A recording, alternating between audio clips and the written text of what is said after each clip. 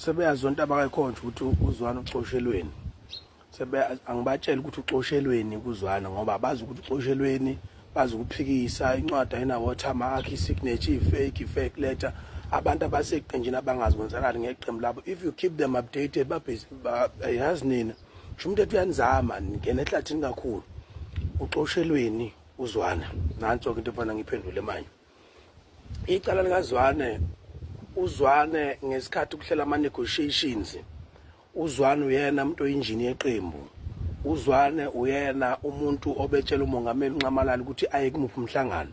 uZwane wadukisa uNcamalala wamshonisa emhlanganweni orong. Umhlangano orong wawuphi na?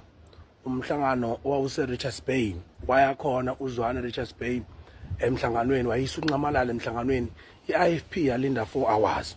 So ke into eyenzekile manje iMK isithe Zwane wena umuntu responsible ukuthi iqembu lingakwazi ukuthi liholy province ngoba walindisa umkhuleko hlangano nomongameli weIFP neteam labalexo lama negotiations leIFP u4 hours ehotel.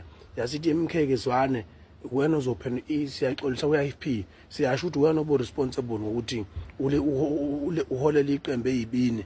Ngakho ke sikhomba indlela mangete sixoshela ukuthi wali ngabe iqembu liphethe iprovince ngoba iIFP yeza engxoxweni zeMK yabenzela phansi. So iIFP ayinalo icala neMK sithi ayinalo icala ngoba iGNU izowa nje khona kuzokwenzeka abafana lindelana njengoba nginikeza nje ngempukane zihlaza ukuthi iGNU iyaqhaqhazela, iGNU iyanyakaza, iIFP ibuyele ekhaya ngamanje. uZwane uyena wadele owenza owalidela iqembu eyibini ukuthi aholele angayisa umongameli meetingini, ahambise umongameli emhlanganweni wrong, angahambisa uNcamalala la ilindwe khona.